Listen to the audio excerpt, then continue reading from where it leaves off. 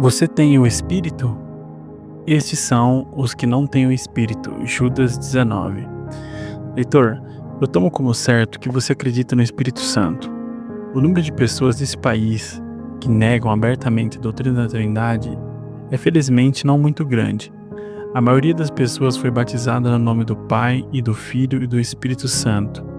Muitos foram ensinados a repetir a crença ou o credo dos apóstolos desde a sua juventude. Seus lábios provavelmente já tenham dito umas 1000 vezes as solenes palavras "Eu creio no Espírito Santo". Mas apesar de tudo isso, eu desejo que você considere bem o que sabe sobre o Espírito Santo, além do seu nome. Que conhecimento experimental você tem do trabalho do Espírito? O que ele fez por você? Que benefício você recebeu dele? Você pode dizer de Deus o Pai: Ele me criou e a todo mundo. Pode dizer de Deus o Filho: Ele morreu por mim e por toda a humanidade. Mas você pode dizer algo sobre o Espírito Santo? Você pode dizer com algum grau de confiança: Ele habita em mim e me santifica? Em suma, você tem o Espírito? Essa é a questão para a qual eu chamo sua atenção. Leitor, acredito que a questão seja de vital importância em todos os períodos. Eu acredito que seja de especial importância nos dias atuais. Considero que uma visão clara sobre o trabalho do Espírito Santo está entre os melhores antídotos contra as muitas falsas doutrinas que abundam em nossos tempos. Deixe-me então apresentar a você algumas coisas que, pela bênção de Deus, podem ajudá-lo a responder à pergunta: você tem o Espírito? Primeiro, deixe-me explicar a imensa importância de ter o Espírito. Segundo, deixe-me apontar o grande princípio geral pelo qual a questão "você tem o Espírito" pode ser provada. E terceiro, deixe-me descrever os efeitos particulares que o Espírito sempre produz nas almas daqueles onde ele habita. Então, em primeiro lugar, deixe-me explicar a imensa importância de ter o Espírito. É absolutamente necessário esclarecer esse ponto. A menos que você veja isso, eu devo parecer como alguém dando murros no ar durante todo esse tratado.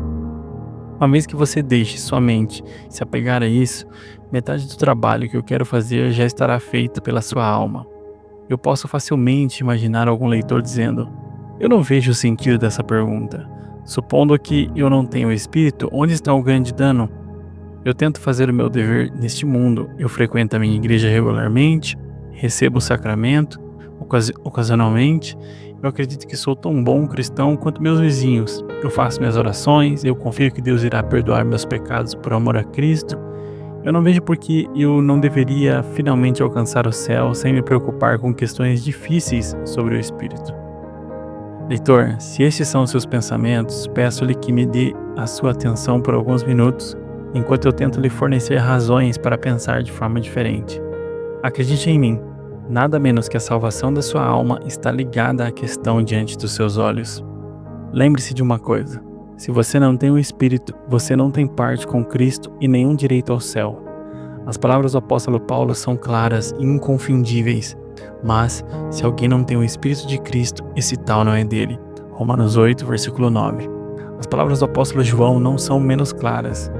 E nisto conhecemos que ele está em nós, pelo Espírito que nos tem dado. 1 João capítulo 3, versículo 24. A habitação de Deus, o Espírito Santo, é a marca comum de todos os crentes em Cristo. É a marca do pastor no rebanho do Senhor Jesus, distinguindo-os do resto do mundo.